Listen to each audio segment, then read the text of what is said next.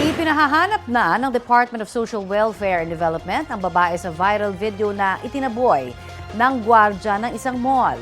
Ang pulisya naman tinitingnan kung lumabag sa anti-child abuse law ang nasibak ng gwardya. Balitang hatid ni Chino Gaston. Nakaupo sa hagdan ng isang mall ang babaeng yan na nakasuot ng uniformeng pang-estudyante. Bit-bit niya ang mga sampagita habang katabi ang kahon na may nakasulat na namamasko po. Kinakausap siya ng gwardya na itinuro ang isang lalaki na nagbebenta rin ng sampagita sa di kalayuan. Pero ang pananaboy umabot sa paghablot at pagsira ng gwardya sa mga bulaklak.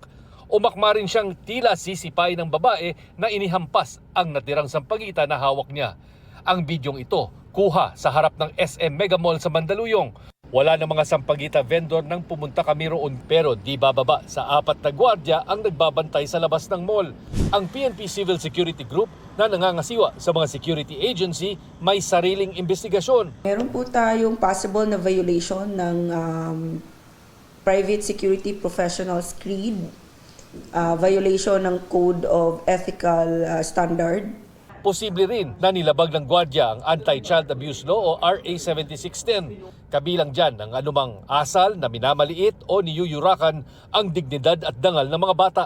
At kung sakaling hindi na menor de edad ang babae, gaya ng spekulasyon sa ilang online post, Regardless of the age, ang tinitingnan natin yung decorum, yung behavior ng security guards towards the person. Dapat respectful and courteous ang ating mga security guards.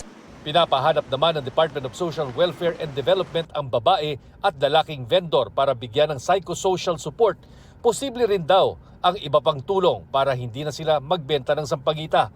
Gusto rin kausapin ng DSWD ang SM Malls para sa posibleng training sa mga tauhan nito tungkol sa tamang pakikitungo sa mga menor de edad. Sa isang pahayag, sinabi ng pamunuan ng SM Mega Mall na nakikisimpatya sila sa babae sa video. Kinokondina rin daw nila ang ginawa ng security guard. Pinaiimbestigahan na raw nila ang insidente sa ahensya ng gwardya. Sinibak na rin siya at hindi na papayagang magtrabaho sa anumang branch ng mall chain. Ayon naman sa agency na kinabibilangan ng gwardya, ikinalulungkot nila ang insidente. Humingi sila ng paumanhin para sa ikinilos ng gwardya at tiniyak na gumugulong na ang proseso. Patuloy rin daw nilang papaalalahanan ang kanilang team na maging mapagmalasakit at profesional sa lahat ng pagkakataon. Chino Gaston nagbabalita para sa GMA Integrated News.